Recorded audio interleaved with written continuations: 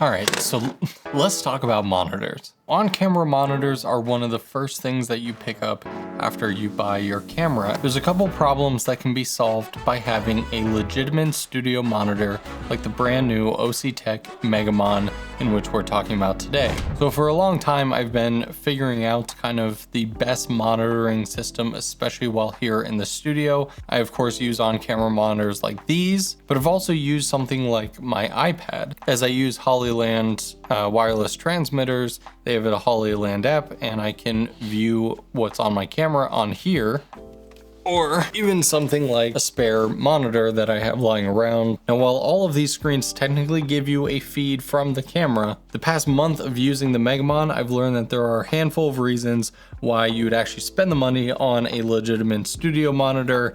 You've got a large screen, so you can clearly see what is in your frame, because there have been many times where I use the on-camera monitor and I'm like squinting above the camera to see if there's anything random in the background, if I'm in focus, just everything is physically smaller, so it's hard to see. Whereas this, which is just off camera that you can't see, is a nice big 15-inch monitor. I can see that I'm clearly in focus. I can see that there's nothing random sticking up. So the big screen is a Pro that's similar to that Asus monitor. However, that being just a regular computer or TV monitor means that it has to be plugged into a normal power source and only has HDMI. And the iPad is portable. It's got a built-in battery, obviously, and it's a larger screen, around 13 inches. But it doesn't have any of the inputs that this monitor has. So most of the time this monitor lives in the studio, and I'm very happy with the setup that I have for it. Currently I just have the monitor and then one Hollyland Cosmos C1 plugged in for a wireless transmitter. For battery packs, I've actually been using these newer V190s, though they're 190 watt hour V-mount batteries. And I like these specifically because they have a USB port and a D-tap port. And I have this because, similar to my camera setups, I hate having a bunch of different batteries for each accessory on the setup. Just way more things to charge and worry about dying randomly. And so that V-mount powers not only the monitor, but plugged into the wireless receiver. And I even have it plugged in to my Nucleus Nano. So I don't have it turned on currently, but if I want to pull focus, especially being a little farther from the camera, I don't have to reach over and grab the lens. I can just sit here or keep this just off screen. Now it does come with a power cable. If you don't want to run off batteries, you can plug it in and get infinite power. It's also got a great top handle. It's got a protective cover on it, which sometimes, depending on your lighting scenario, can give off more of a glare, but it comes off super easy with 4 quick screws.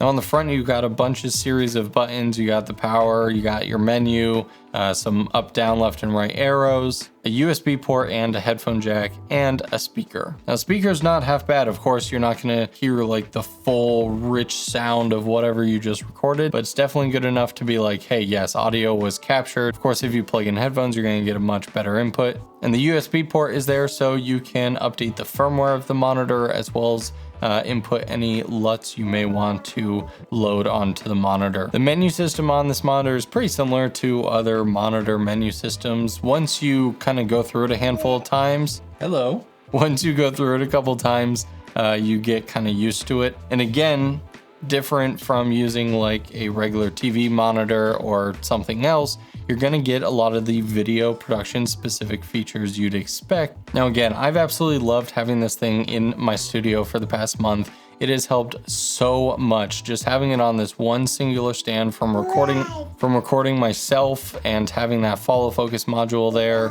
and just seeing everything more clearly. You wanna sit on my lap? Yeah. This girl has no chill. I don't think you've been in a video yet. Say hi. This is my daughter, Aviva. Yeah. You wanna go back to your cereal? Yeah.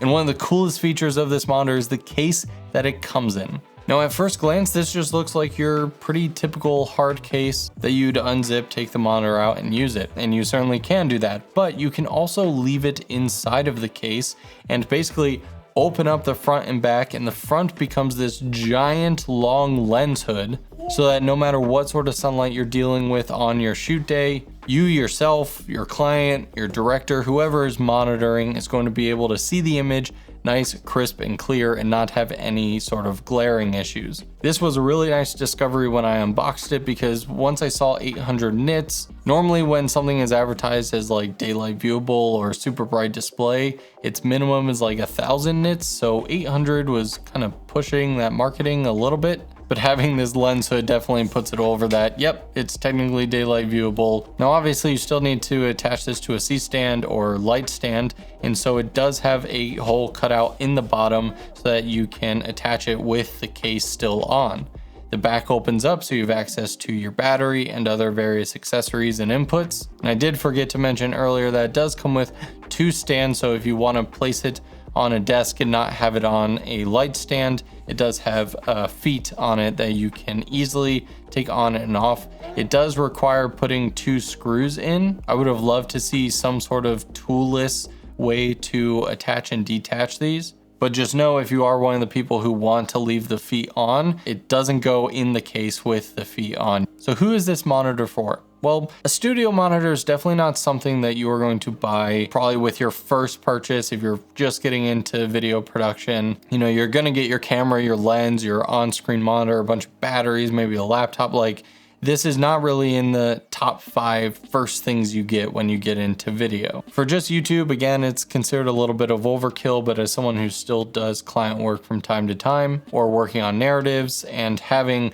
directors and client focus pullers who need to see a nice, big, clear image, this is a great starter studio monitor. At its price point, it is extremely accessible to those who really could utilize it. But I would love to hear what you guys think down in the comments below. Have you ever used a studio monitor? How or in what situations has it been useful to you? Again, thanks to Osee Tech for sending this out and allowing me to kind of test it out for the past month.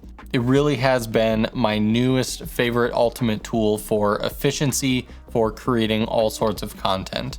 Do you want to say goodbye to the people? Yeah. Okay, you already spilled stuff on you? You haven't been awake for 15 minutes? Already a stain. You want to go let the dogs out? Yeah. Do you want to eat more food?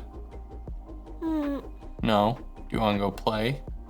Yeah. Do you want to wake your brother up? Yeah. Do you want me to end this video? Yeah. Oh, okay. Well, see you guys later.